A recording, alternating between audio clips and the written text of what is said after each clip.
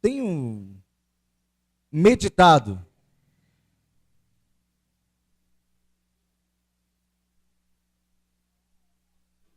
e muitas pessoas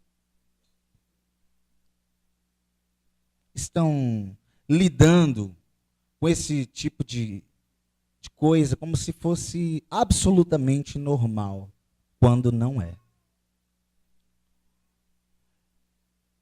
É tanto desvio,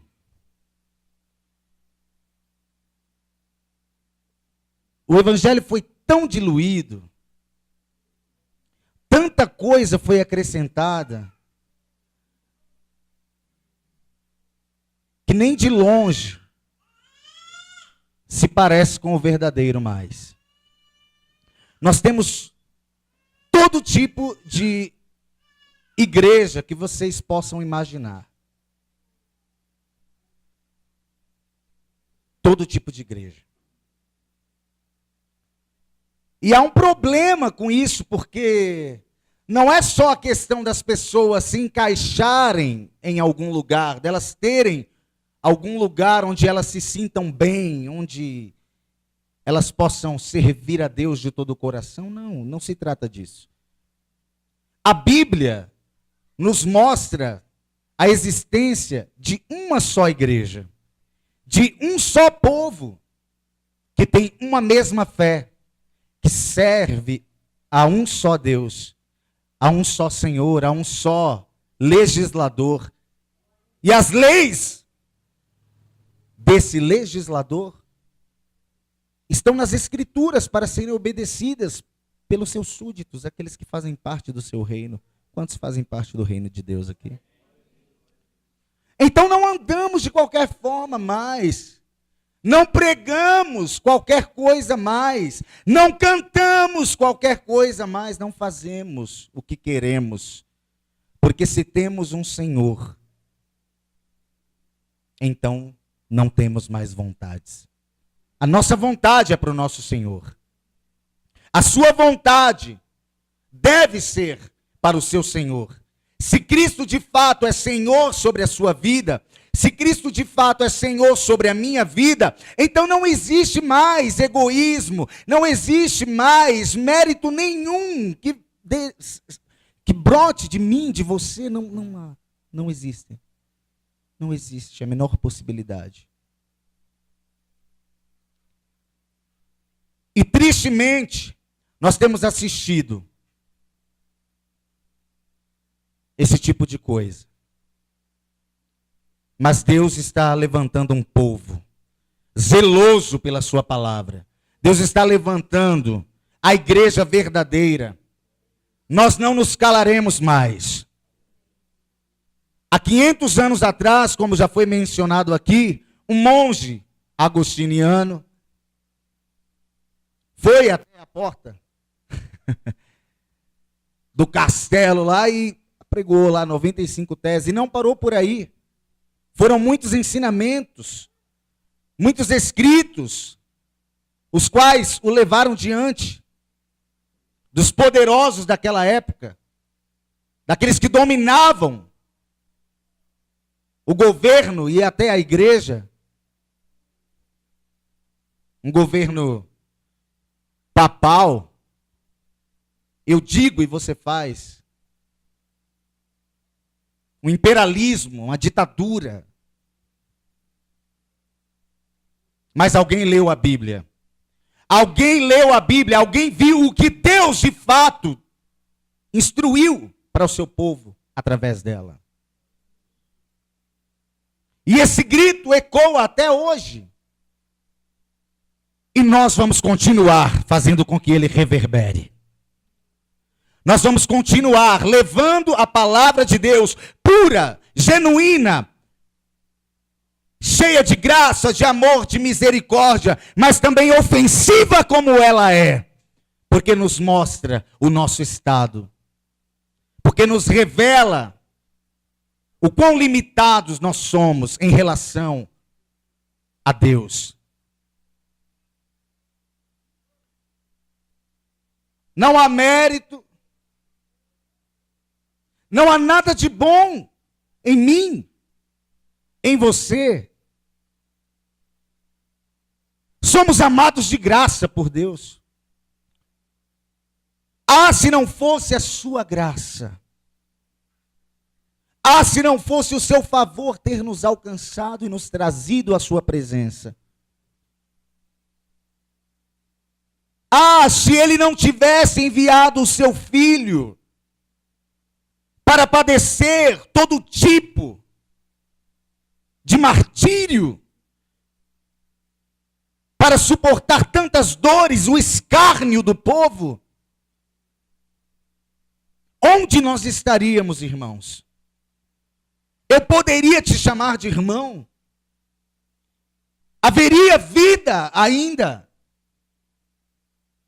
Permaneceríamos mortos em pecados.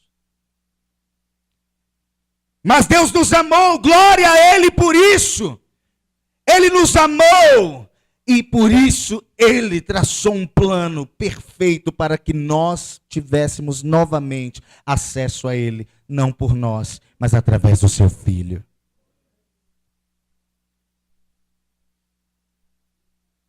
A cruz nos mostra o quão pecadores nós somos, o quão necessitados da graça e da misericórdia de Deus você e eu somos.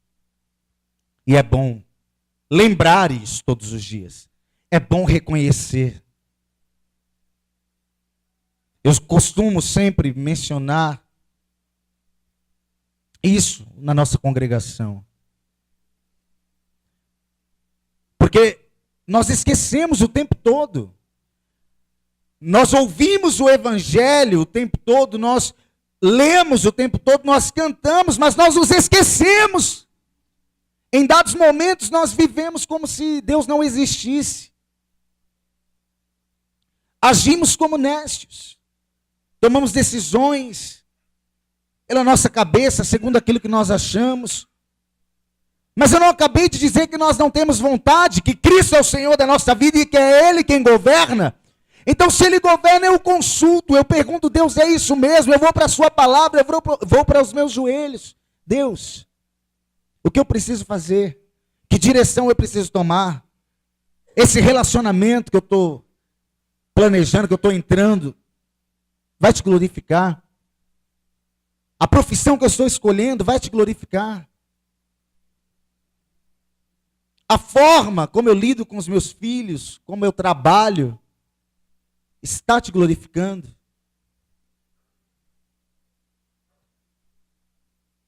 Precisamos relembrar isso todos os dias. Que não vivemos para nós mesmos. Que não temos mais vontades. A nossa carne tem que ser mortificada. E que Deus nos vivifique pelo seu Espírito, através da sua palavra. Precisamos disso. Abra a sua Bíblia em Colossenses.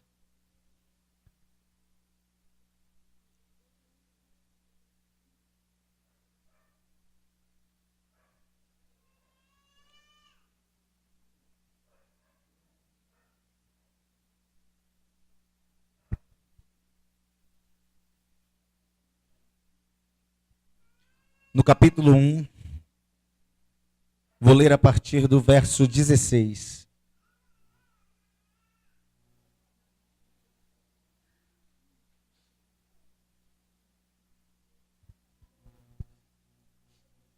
Esperar os irmãos ali.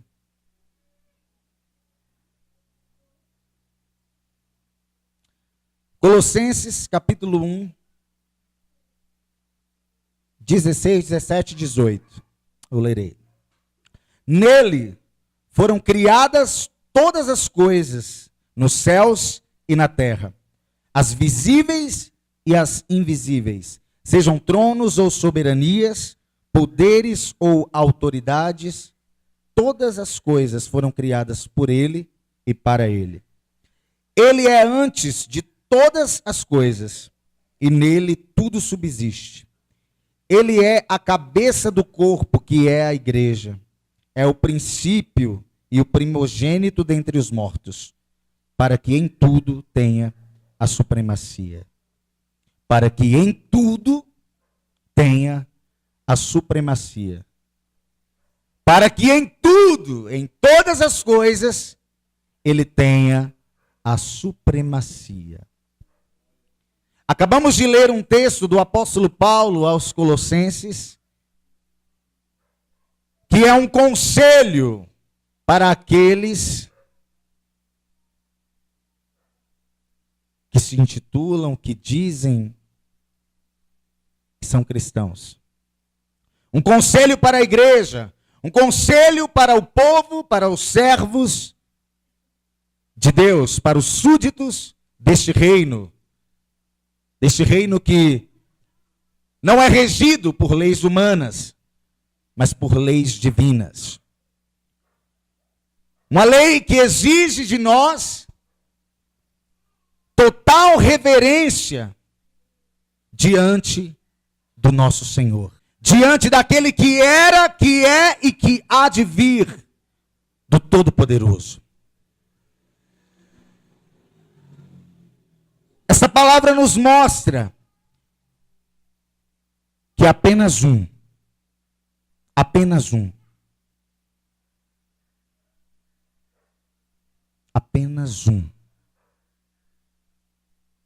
tem a supremacia. E este é Cristo. Não sou eu, não é você, nenhum de nós. Não é o Papa, não são os apóstolos atuais, os que se auto-intitulam, os que se dizem apóstolos. Não é sobre pastores, sobre cantores, sobre aqueles que têm um poder aquisitivo maior e que muitas vezes mandam e desmandam dentro de muitas denominações por conta de sua situação. Não é sobre nada disso. É apenas sobre Cristo. Porque dele, por ele e para ele são todas as coisas. A ele, pois, a glória pelos séculos dos séculos. Amém. O apóstolo Paulo escreve isso aos Romanos. Abra a Bíblia de vocês em 1 Crônicas.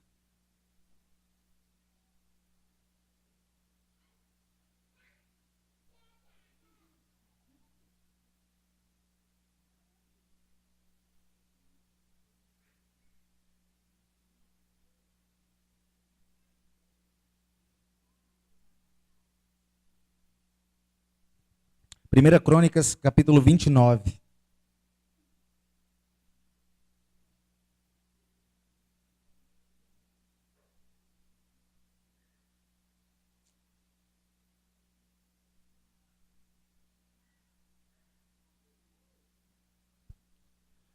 Nós precisamos reconhecer o nosso Deus.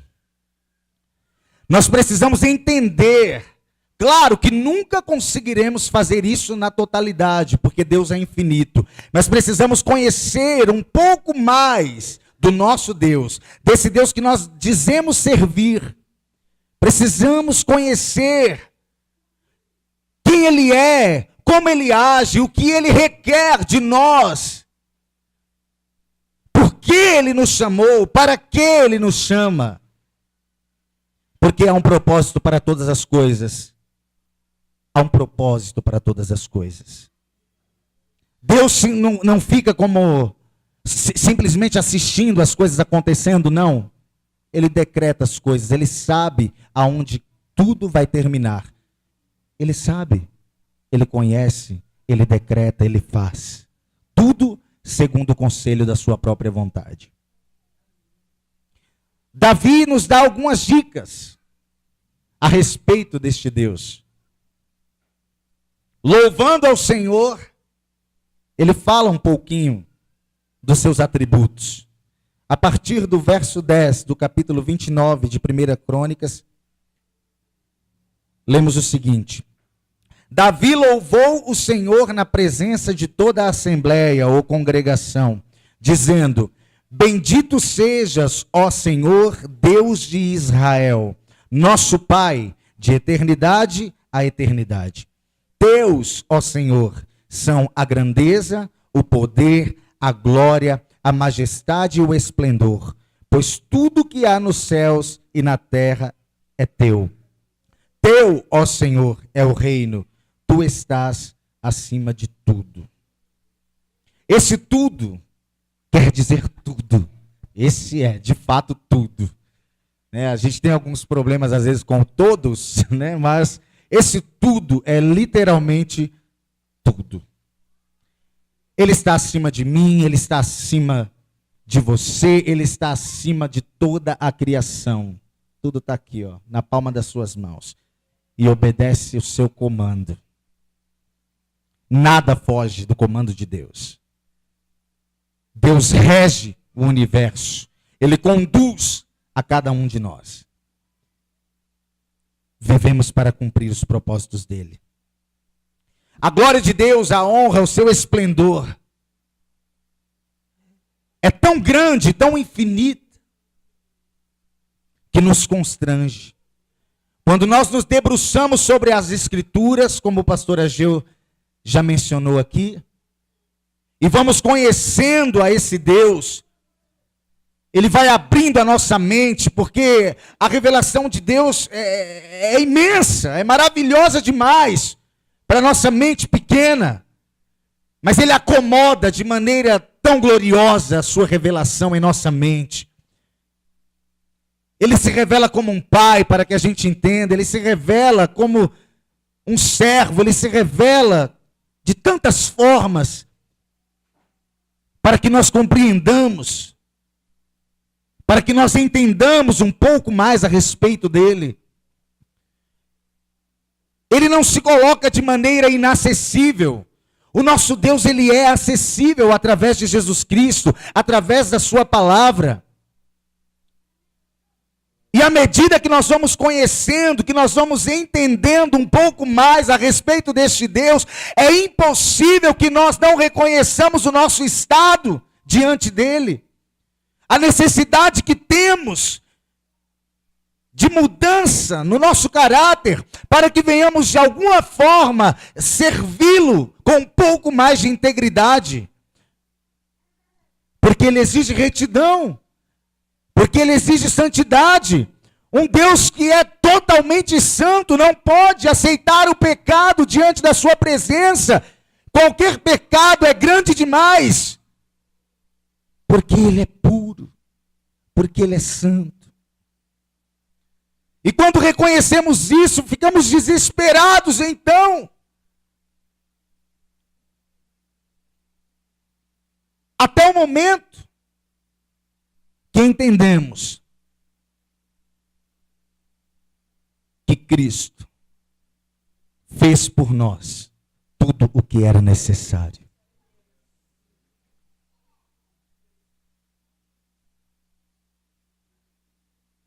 Fomos justificados nele. Fomos transformados, feitos novas criaturas nele. E isso ocorreu quando nós ouvimos a mensagem do Evangelho. E ele acrescentou fé ao nosso coração. Que bom para mim! Que bom para você! Que maravilha congregar numa igreja onde o Evangelho de Jesus Cristo é pregado com fidelidade. Mas e os demais?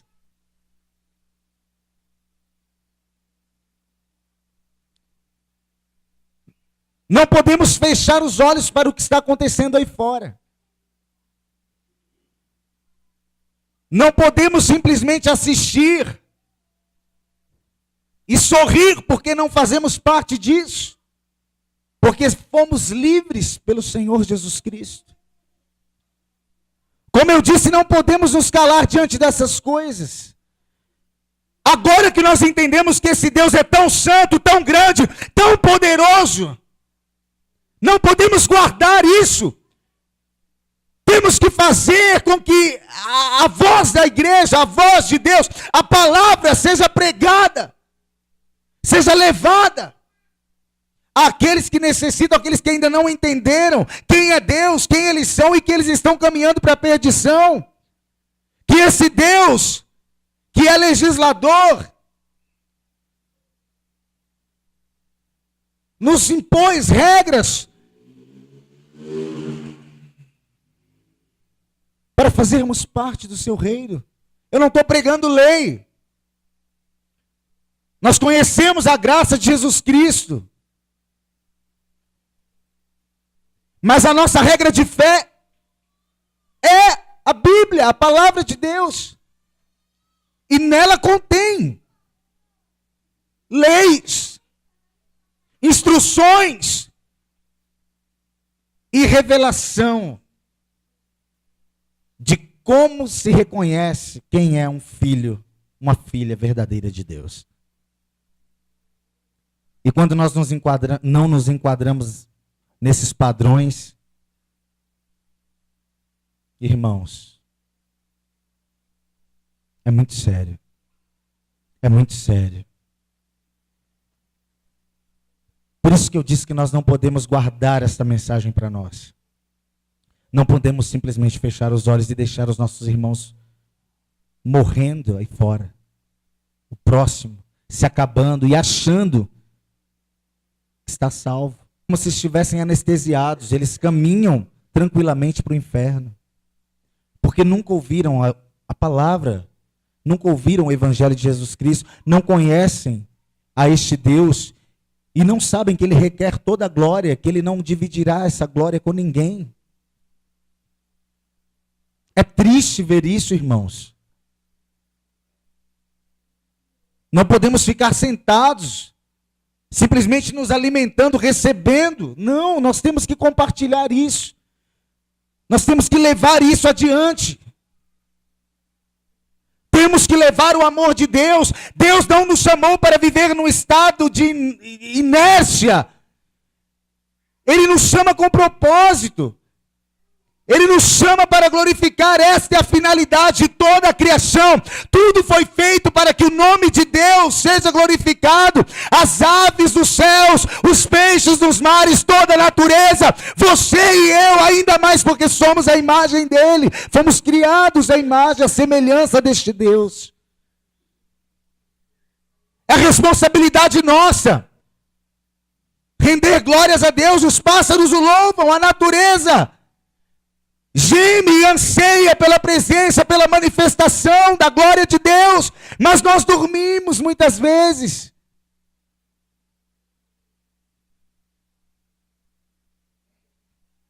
Precisamos continuar.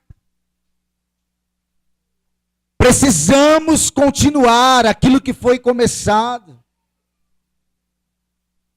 Gostamos da história.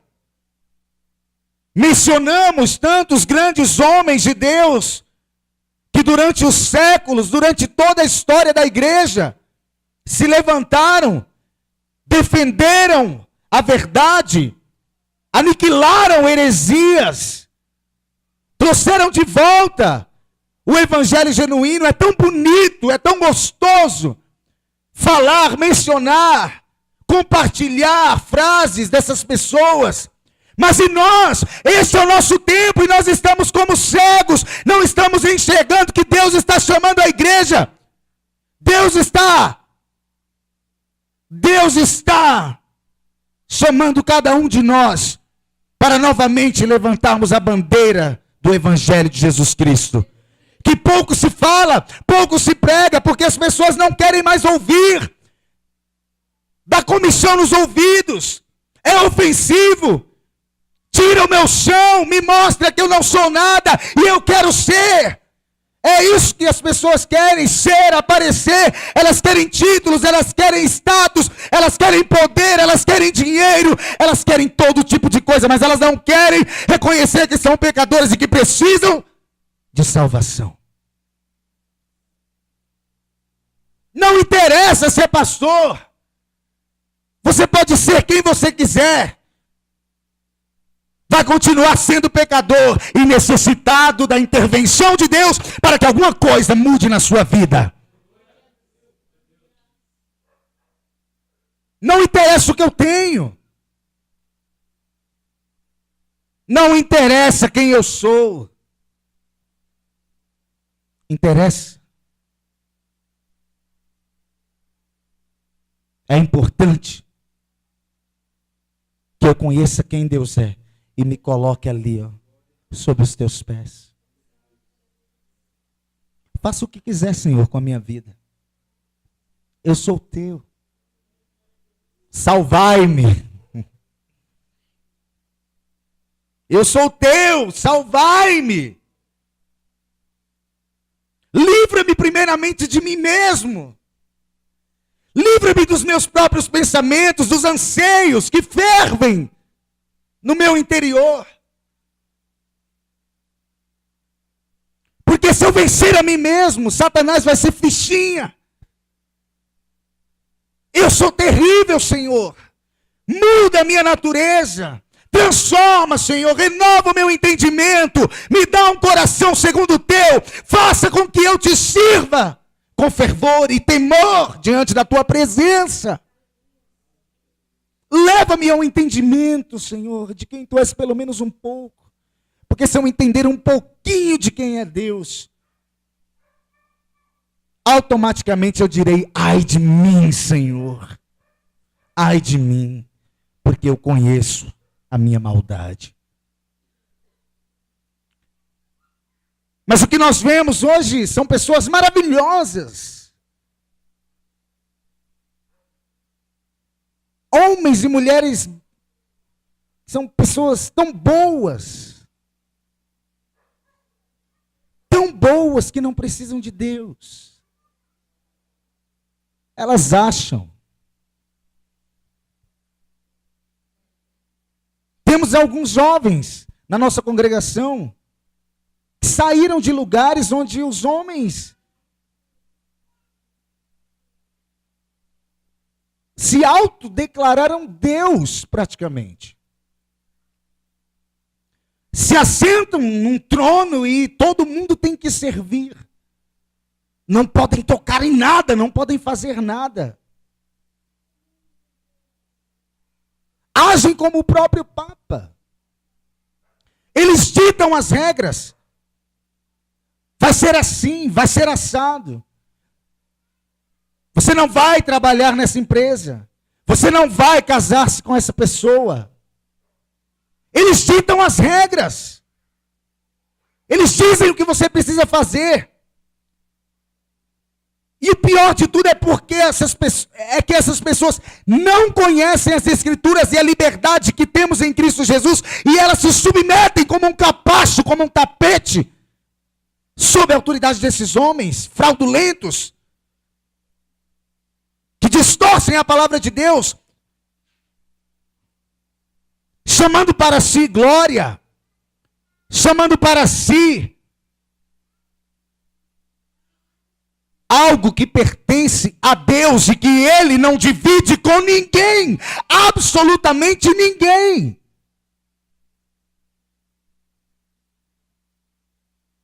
Vocês entendem por que eu estou repetidamente dizendo que vocês precisam falar da verdade, que vocês precisam pregar a verdade, que vocês precisam levar o Evangelho de Jesus Cristo às pessoas que estão à sua volta. Esses homens não estão brincando, eles têm um exército que reproduz o tempo todo os seus ensinamentos. É como uma rede, vem de cima e vai ramificando, ramificando e vai alcançando cada vez mais longe. E a gente, e você, o que nós estamos fazendo para que o nome de Cristo seja conhecido e glorificado? O que estamos fazendo para que o Evangelho genuíno avance? Para que essas pessoas que estão perdidas sejam alcançadas? O que estamos fazendo? Responda para você mesmo o que você está fazendo. Será que você está simplesmente confortável naquilo que é favorável para você? porque você já foi alcançado mesmo, né? Você já conhece mesmo. Jesus já te libertou da servidão, da escravidão de homens. Então está tudo bem. Não, não está. Ainda existem muitas pessoas sob o domínio desses lobos que devoram as ovelhas e chupam seus ossos, consomem.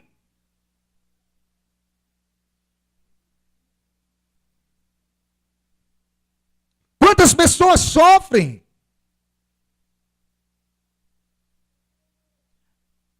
Às vezes não tem uma folga na semana, trabalha de domingo a domingo, pendurados na condução, para chegar no final do mês e depositar tudo praticamente aos pés desses falsos apóstolos. Dê o dinheiro do leite dos seus filhos. Deixe de pagar a fatura do seu cartão. Coloque tudo no altar e Deus vai te retribuir. Não é isso que eles pregam. E as pessoas vão se endividando, vão cada vez mais afundando. E desacreditam até do próprio Deus. Por conta de atitudes ridículas de seres humanos. Que distorcem a palavra de Deus. Para escravizar a mente das pessoas. Igreja do Senhor, proclame a verdade. Proclame a verdade. Existem ouvidos que não querem de fato ouvir, mas existem aqueles que ouvirão e crerão. E para esses a salvação, para esses a transformação, a liberdade em Cristo Jesus. Eles podem desfrutar deste reino, parcialmente agora, mas em breve na sua totalidade, para a glória do Deus vivo. Façam alguma coisa.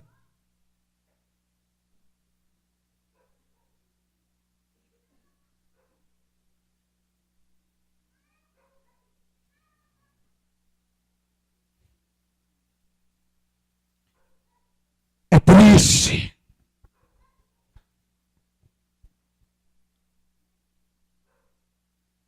Mas é necessário também que todas essas coisas aconteçam. Em todo mundo se ouvirá o evangelho.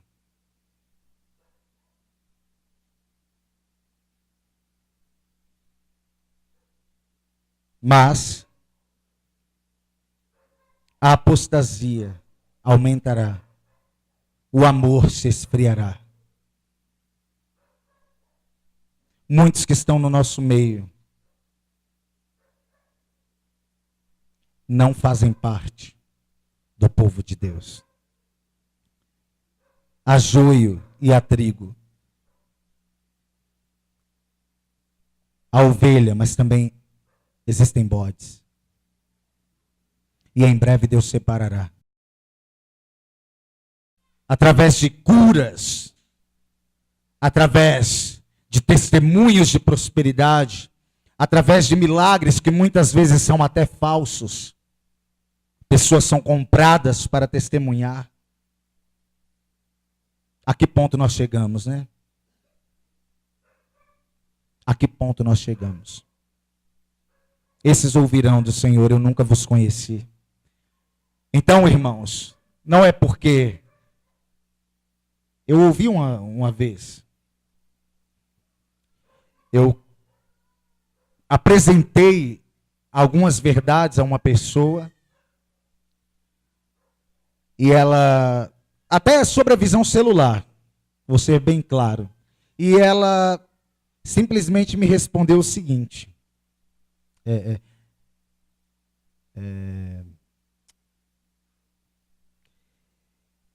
eu coloquei que isso não era algo de Deus, que não era algo aprovado por Deus, e apresentei os pontos. E a pessoa respondeu, não é de Deus. Deve ser por isso que cresce tanto.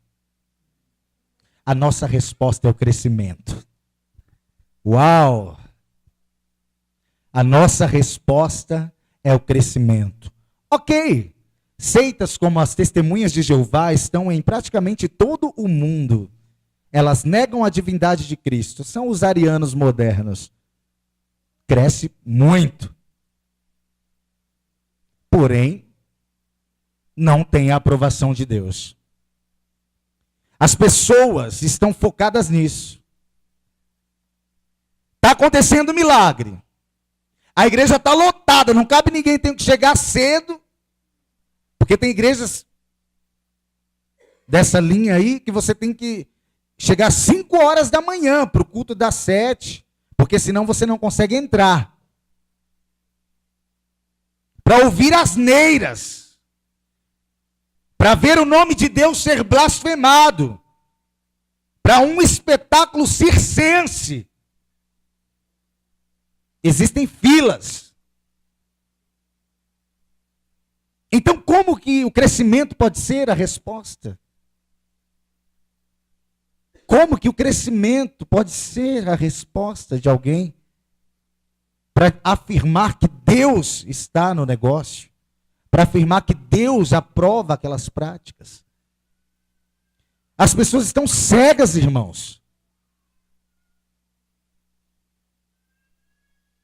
As pessoas estão cegas, elas não estão enxergando e elas respondem, simplesmente reproduzem aquilo que vem, sabe, dos seus líderes, elas vão reproduzindo, reproduzindo. São como papagaios, eles repetem apenas. Eles às vezes nem sabem do que estão falando.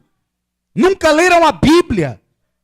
Não sabem o que contém lá, não conhecem a Deus, então como podem afirmar que Deus aprova tal prática, quando eles não sabem qual é a vontade dele para a sua igreja, quando eles nem sabem o que de fato é a igreja, como eles podem dizer, como eles podem abrir a boca e falar por Deus, dizer que são a voz de Deus, que tem a revelação do alto, do que de fato é servir ao Senhor e do que de fato é ser a igreja, quando eles não glorificam ao Senhor com as suas atitudes,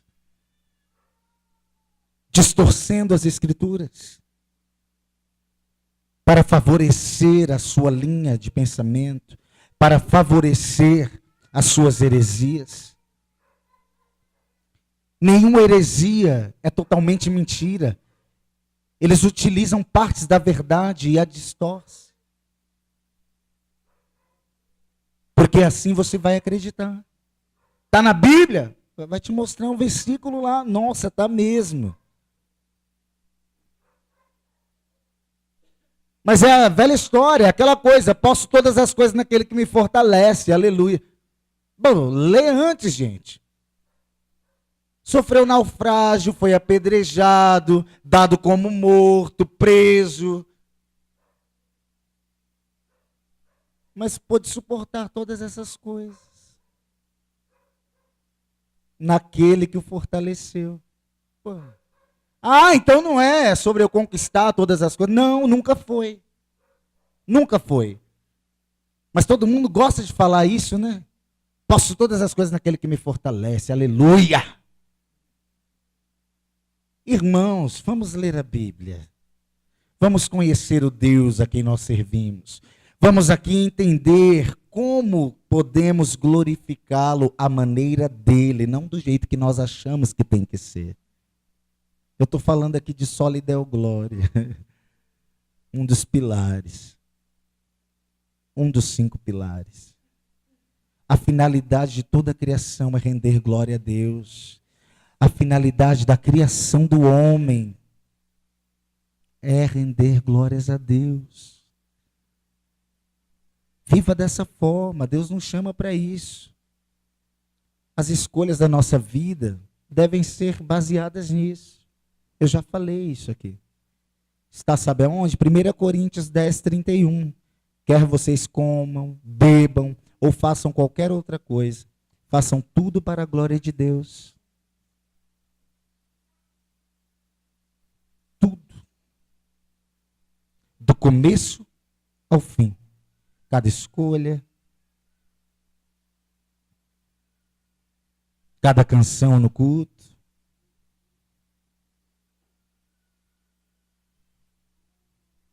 cada estudo, cada pregação, cada oração, tudo. lá no seu trabalho, lá na faculdade, na roda de amigos.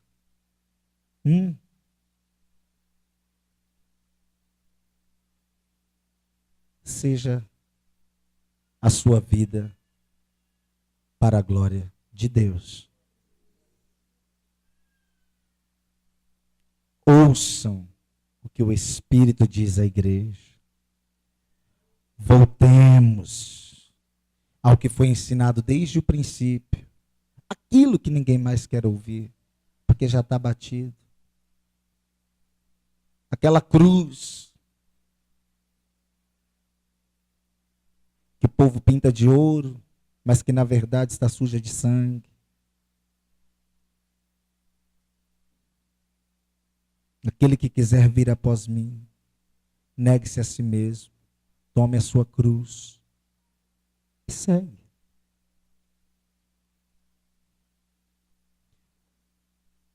Quer glorificar a Deus?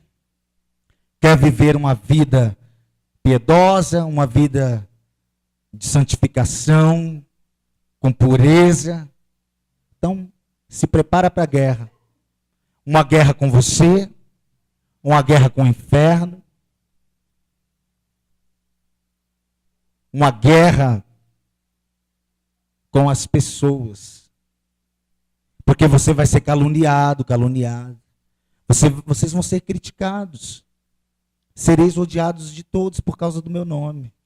Isso é o Evangelho. Não são só flores. Há muita beleza, sim.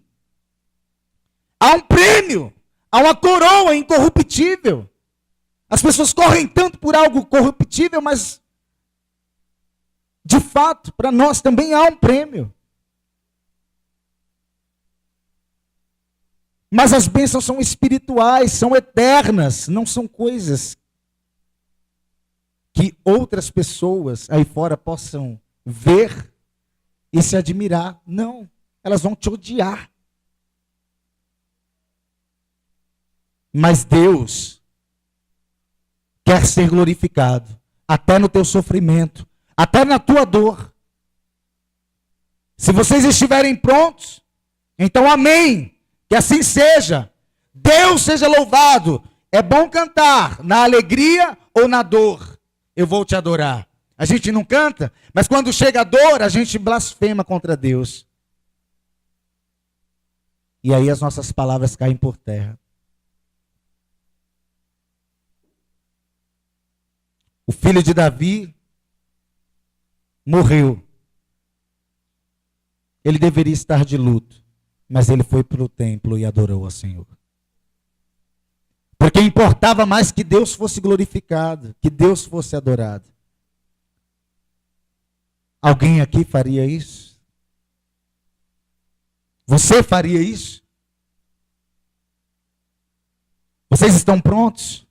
Então, se estiverem, preparem-se, como eu disse, para a guerra. Não só interior, mas para o exterior também. Irmãos, nesta noite, a gente já está quase 10 da noite aí. Eu vou parar por aqui, porque senão a gente vai sair daqui, vai virar vigília, né? Não, mas eu estou olhando aqui. Ó. Deus abençoe, agradeço a oportunidade. Amém.